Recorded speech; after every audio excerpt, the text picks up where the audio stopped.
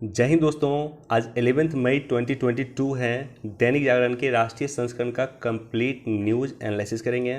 Video start करते हैं, लेकिन उससे पहले हमारे चैनल में नए हैं तो सब्सक्राइब कर दें, अपने दोस्तों के साथ, कलीग के साथ शेयर कर दें। कोई क्वेश्चन पूछना चाहते हैं, कोई सुझाव देना चाहते हैं, कमेंट सेक्शन में दे सकते हैं। वीडियो को निश्चित तौर पर लाइक कर दें और साथ ही साथ जिन लोगों ने टेलीग्राम चैनल नहीं ज्वाइन किया है जाकर के ज्वाइन कर लीजिएगा। प्रत्येक दिन दैनिक जागरण के राष्ट्रीय संस्करण का पीडीएफ मैं वहाँ प्रोवाइड करता हूँ और साथ ही साथ जो न्यूज़ इंपॉर्टेंट होता है उसको इस तरह से टिक करके मैं प्रोवाइड करता हूँ ताकि उस न्यूज़ को आप लोग खुद से पढ़ लें। फर्स्ट पेज पे ये न्यूज़ काफ़ी इंपॉर्टेंट है। कल ऑलरेडी हमने डिटेल से इस पर डिस्कस किया था और आज भी डिटेल से इस पेपर में चर्चा किया गया है इस टॉपिक के बारे में। टॉपिक क्या है? टॉपिक है बेसिकली अल्पसंख्यक को दर्जा देने के संबंध में, और ये लगातार चलती है। माननीय सर्वोच्च न्यायालय में ये मैटर चल रहा है और ये टॉपिक भी काफ़ी समय से चल रही, 2-3 साल से तो मैं ये टॉपिक देख रहा हूँ। इशू क्या है? इशू ये है कि भारत में जो है हिंदू मेजोरिटी में है, तो हिंदू को बहुसंख्यक का दर्जा मिला हुआ है। बाकी जितने भी अदर धर्म के लोग हैं उनको अल्पसंख्यक का दर्जा मिला हुआ, जैसे मुस्लिम हो गया, ईसाई हो गया, क्रिश्चियन हो गया, ये सबको अल्पसंख्यक का दर्जा मिला हुआ, पंजाबी वगैरह हो गया। तो अब सवाल उत्पन्न ये होता है कि इशू क्या गया था माननीय सर्वोच्च न्यायालय में कि जैसे पंजाब है तो पंजाब में सिख मेजोरिटी में, लेकिन बावजूद सिख को माइनॉरिटी का दर्जा पंजाब में भी मिला हुआ। तो इशू ये है कि स्टेट वाइज मेजोरिटी और माइनॉरिटी का दर्जा दिया जाना चाहिए। यही मैटर माननीय सर्वोच्च न्यायालय में गया है। जैसे लक्षद्वीप है, लक्षद्वीप में 90% से अधिक जो है मुस्लिम लोग रहते हैं वहाँ पे, और बहुत कम परिवार में वहाँ पे हिंदू लोग रहते हैं। तो कायदे से हिंदू को माइनॉरिटी का दर्जा मिलना चाहिए लक्षद्वीप में और मेजॉरिटी का दर्जा मिलना चाहिए मुस्लिम को, लेकिन ऐसा नहीं है। इसी तरह से अगर आप देखेंगे नागालैंड देखेंगे तो वहाँ पे मेजॉरिटी ऑफ लोग हैं जो क्रिश्चियन है, तो कायदे से उनको मेजॉरिटी का दर्जा मिलना चाहिए, अदर धर्म के लोग को माइनॉरिटी का दर्जा मिलना चाहिए, लेकिन ऐसा नहीं है। क्रिश्चियन को नागालैंड में भी माइनॉरिटी का दर्जा मिला हुआ, सिख को पंजाब में भी माइनॉरिटी का दर्जा मिला हुआ। तो इसी को लेकर के माननीय सर्वोच्च न्यायालय में मैटर गया हुआ है और आज पेपर में डिटेल से दिया हुआ, आप लोग पढ़ लीजिएगा। राजद्रोह कानून आईपीसी की धारा 124A, इसको लेकर के कल भी हमने चर्चा किया था, आज मैं इस पर डिस्कस नहीं कर रहा हूं। आज मैं इस टॉपिक पे आपके साथ डिस्कस करूंगा। ये टॉपिक भी लगातार चर्चा में चलता है। एफसीआरए के लिए सक्रिय दलालों पे कसा शिकंजा। देखिए, एफसीआरए एक्ट को लेकर के लगातार सरकार प्रयास कर रही है और जिस तरह से एनजीओ के माध्यम से भारत में इनस्टेबिलिटी फैलाया जाता है, तो उसके लिए सरकार एफसीआरए कानून को जो है काफ़ी टाइट की है।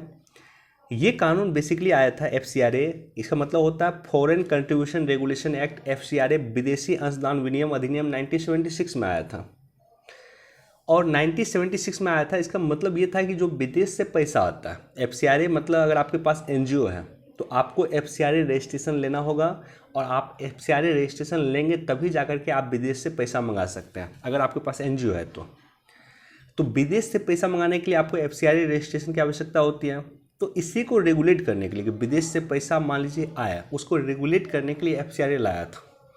होता क्या है कि जैसे मान लीजिए कोई एनजीओ है, इस एनजीओ को अगर मान लेते हैं कि कोई पैसा भेजता तो ये एनजीओ जो है भारत में इनस्टेबिलिटी फैला सकता है, इसका आरोप कई बार लगा। मसलन अगर आप देखेंगे तमिलनाडु के एक फैक्ट्री में जो है किस तरह से वहाँ के मजदूर ने जो हड़ताल किया था, बाद में पता चला है कि उस जो हड़ताल को रेगुलेट कर रहा था या उस हड़ताल में जो प्रभावी भूमिका निभा रहा था एक एनजीओ, और उस एनजीओ को जो है चीन ने फंड किया था। इसी तरह का कुछ आरोप जो कहीं कहीं शाहीन बाग पे लगा था। तो इसी तरह का मतलब भारत में इनस्टेबिलिटी ना फैलाया जाए, भारत में विदेश जो है इनस्टेबिलिटी ना फैलाए, इसलिए जो है एफसीआरए को सरकार लाई थी 1976 में। 2010 में इसमें अमेंडमेंट किया गया और 2020 में भी इसमें सुधार किया गया। 1976 में इंदिरा गांधी द्वारा भारतीय चुनाव को बाहरी नियंत्रण और युद्ध से बचाने के लिए एफसीआरए लाया गया था। अब देखिए एफसीआरए क्या आरोप लगा, पिछले कुछ समय में एनजीओ वगैरह पे क्या आरोप लगा है। मार्च 2021 में गृह मंत्रालय की रिपोर्ट के अनुसार एनजीओ को पिछले 4 वर्ष में 51,000 करोड़ रुपए चंदा मिला और कहीं कि इस चंदा का उपयोग से अधिक मिसयूज हुआ। बहुत एनजीओ काले धन को सफ़ेद करते हैं, ये भी आरोप लगता है कि ब्लैक मनी को वाइट करता है बहुत सारा एनजीओ। केंद्र सरकार ने सुप्रीम कोर्ट में कहा है कि अगर विदेशी अंशदान अनियंत्रित हुआ तो यह देश की संप्रभुता के लिए विनाशकारी होगा। अगर विदेशी अंशदान जो मिलता है, विदेश से जो हमें पैसा मिलता है, वो कहीं ना कहीं नियंत्रण में नहीं रहा तो देश के लिए विनाशकारी हो सकता है। हो सकता है भारत के चुनाव को कोई प्रभावित करते, हो सकता है कि विदेशी ताकत भारत में कोई अपने लोगों को सत्ता में बैठा दे किसी राज्य वगैरह में, ऐसा हो सकता है। तो इसलिए केंद्र सरकार ने कहा है कि हमें विदेशी अंशदान को रेगुलेट करने की आवश्यकता है। 2010 से 19 में जो चंदे की राशि दुगनी हुई है उसमें चीन और पाकिस्तान की अहम भूमिका है। ये आरोप निश्चित तौर पे लगा है कि पाकिस्तान और चीन जो है कहीं न कहीं अच्छे मात्रा में एनजीओ को पैसा देते हैं और अपने मुताबिक काम करवाते हैं, धरना वगैरह करवाते हैं।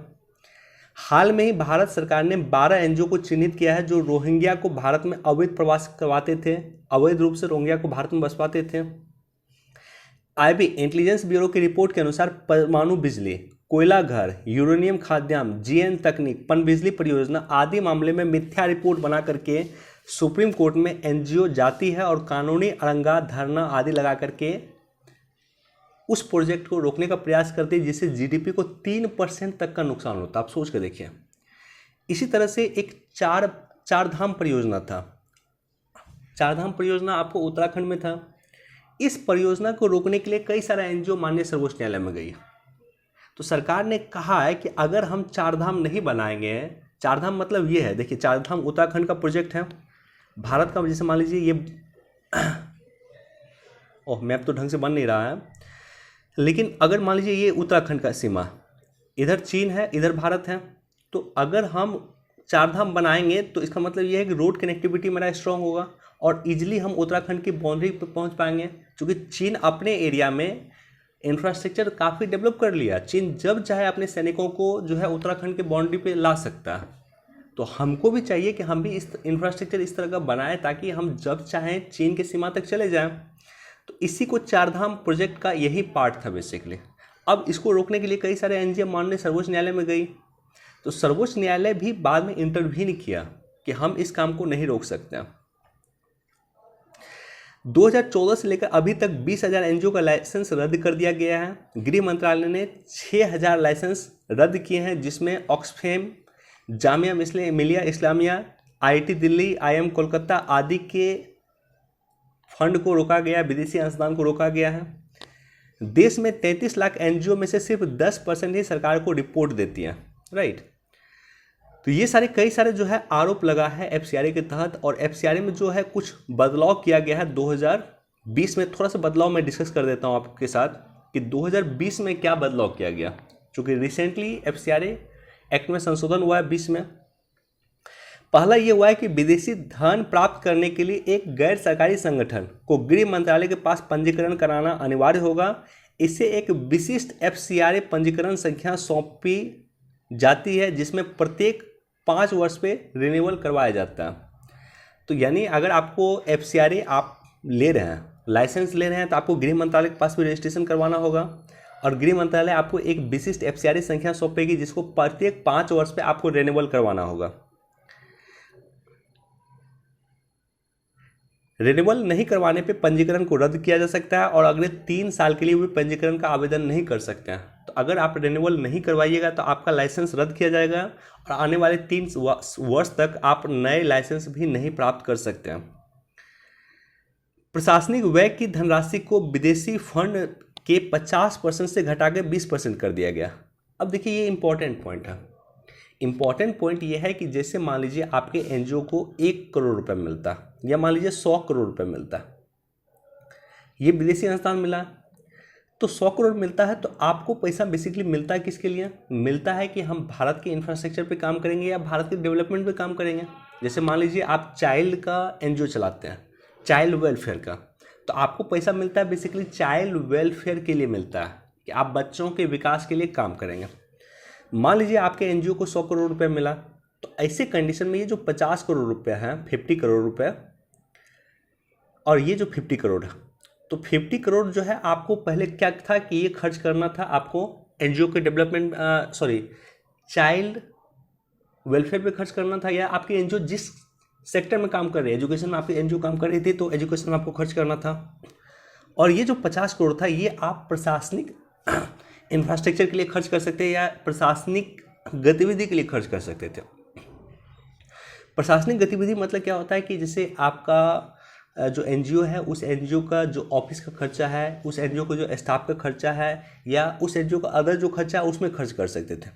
तो आधी राशि पहले क्या था कि जितनी राशि मिलती थी उस राशि का आधी राशि प्रशासनिक व्यय में खर्च कर सकता था और आधी राशि जो निर्दिष्ट कार्य है उस कार्य के लिए खर्च कर सकता था। अब इसमें क्या होता था, मान लीजिए कि 100 करोड़ रुपए में 50 करोड़ रुपए अगर आपको प्रशासनिक व्यय के लिए दिया जाता था तो ये काफ़ी पैसा होता है।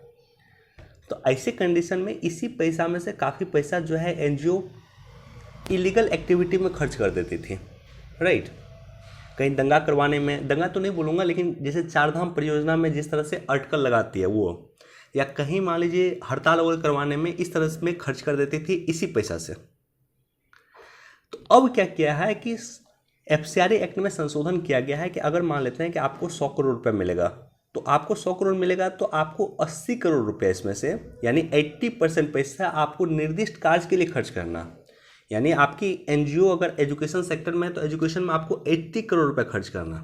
आपकी एनजीओ अगर महिला वेलफेयर में तो आपको वहाँ पे 80 करोड़ खर्च करना और आपको प्रशासनिक व्यय में सिर्फ 20% ही खर्च करना है, यानी सिर्फ 20 करोड़ रुपया ही आपको प्रशासनिक व्यय पे खर्च करना।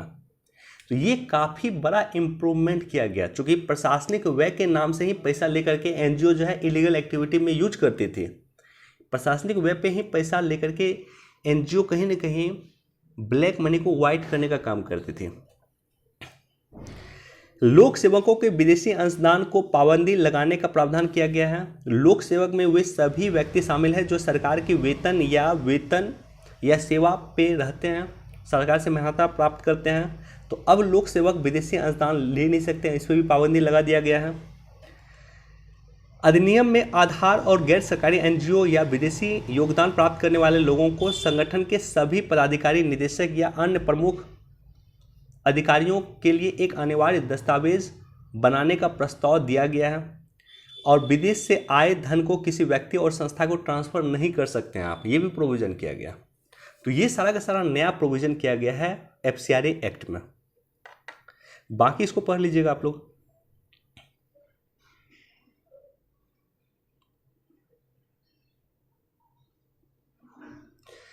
पाँच साल से पहले हो स्थानीय निकाय चुनाव, एक बार इसको भी देख सकते हैं, बहुत इंपॉर्टेंट तो नहीं है।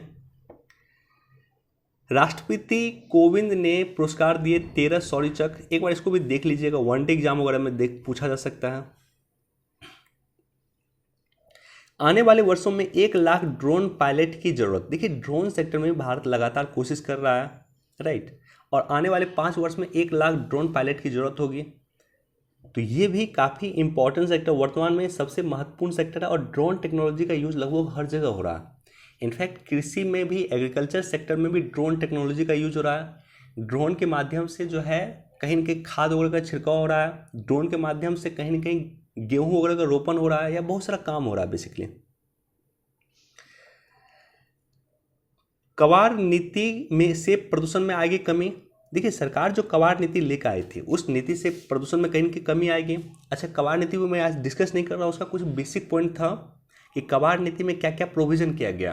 15 वर्ष से अधिक पुरानी गाड़ी होगी तो उसके साथ क्या करना है, 20 वर्ष से अधिक पुरानी गाड़ी होगी तो उसके साथ क्या करना था, इस पर ऑलरेडी हमने कई बार चर्चा किया था। एक किताब है जिसका विमोचन करेंगे आज उपराष्ट्रपति महोदय, तो ये किताब का बेसिकली किसने लिखा है ये नाम याद रख लीजिएगा, वनडे एग्जाम वगैरह में, बीपीएससी वगैरह में, प्रीलिम्स में पूछा जा सकता है।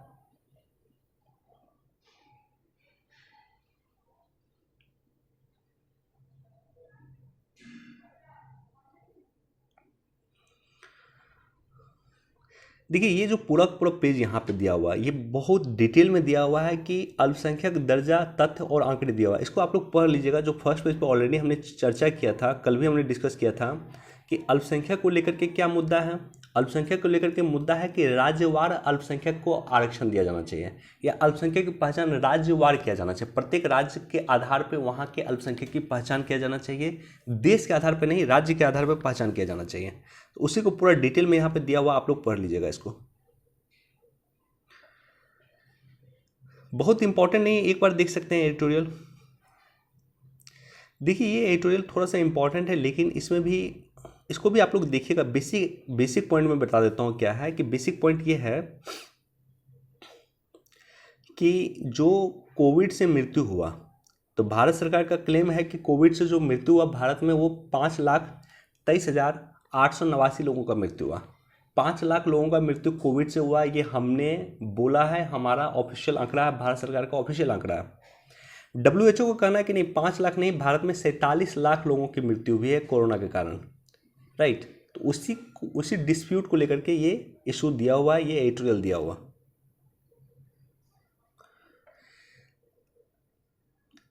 उद्योगों को उचित दर पे बिजली दे राज्य सरकारें। देखिए यहाँ पे 2 एग्रीमेंट का काफ़ी इंपॉर्टेंट चर्चा किया गया है। दोनों एग्रीमेंट का नाम याद रखिएगा, पक्का पूछेगा एग्जाम में। भारत सरकार ने सबसे पहला फ्री ट्रेड एग्रीमेंट किया था UAE के साथ, और उसका नाम था कॉम्प्रिहेंसिव इकोनॉमिक पार्टनरशिप एग्रीमेंट, सिपा इसको बोलते हैं, CEPA। तो सबसे पहला एग्रीमेंट हमने किया है UAE के साथ, कॉम्प्रिहेंसिव इकोनॉमिक पार्टनरशिप एग्रीमेंट। और दूसरा फ्री ट्रेड एग्रीमेंट जो किया भारत ने वो ऑस्ट्रेलिया के साथ किया है, इसका नाम है ETCA। तो दूसरा फ्री ट्रेड एग्रीमेंट या विश्व के किसी विकसित देश के साथ पहली बार हमने ट्रेड एग्रीमेंट किया है वो ऑस्ट्रेलिया के साथ किया, तो इसका नाम ETCA है, इकोनॉमिक कोऑपरेशन ट्रेड एग्रीमेंट। ये दोनों ही टर्म को डायरेक्टली क्वेश्चन प्रीलिम्स वगैरह में पूछा जा सकता है कि आखिर ऑस्ट्रेलिया के साथ जो हमने एग्रीमेंट किया उसका नाम क्या है, और UAE के साथ हमने जो एग्रीमेंट किया उसका नाम क्या। इंटरनेट मीडिया की जवाबदेही के लिए कानून और सख्त बनाने की जरूरत, एक बार इसको भी पढ़ लीजिएगा। दक्षिण कोरिया के नए राष्ट्रपति ने किम को दिया प्रस्ताव। देखिए दक्षिण कोरिया का नया राष्ट्रपति चुना जा चुका है, नाम याद रख लीजिएगा, यून सुन एओल इसका पूरा नाम है। ये जो व्यक्ति है ये दक्षिण कोरिया के नए राष्ट्रपति है, इसका नाम है यून सुक एओल। मार्कोस, ये जो मार्कोस दिख रहा है आपको, ये फिलीपींस के नए राष्ट्रपति बने हैं, तो ये नाम याद रख लीजिएगा, फिलीपींस के नए राष्ट्रपति बने हैं मार्कोस। उपराष्ट्रपति नाम याद नहीं भी रखेंगे तो चलेगा, लेकिन राष्ट्रपति का नाम याद रखना चाहिए। दिगंबत दानी समेत 4 भारतीयों को पुलित्जर पुरस्कार। देखिए ये वही शख्स है, मुझे याद है एग्जैक्टली कि 15 अगस्त 2021 को अफगानिस्तान ने तालिबान का अधिग्रहण किया था, और उसी समय में अफगानिस्तान में ही इनकी मृत्यु हुई थी। तालिबान के द्वारा ये जो पत्रकार हैं इनकी मृत्यु हुई है। ये भारतीय पत्रकार थे जो जाकर के अफगानिस्तान में कहीं न कहीं वहाँ पे रिपोर्टिंग कर रहे थे, और मरने के बाद इन्हें पुलित्जर पुरस्कार दिया गया।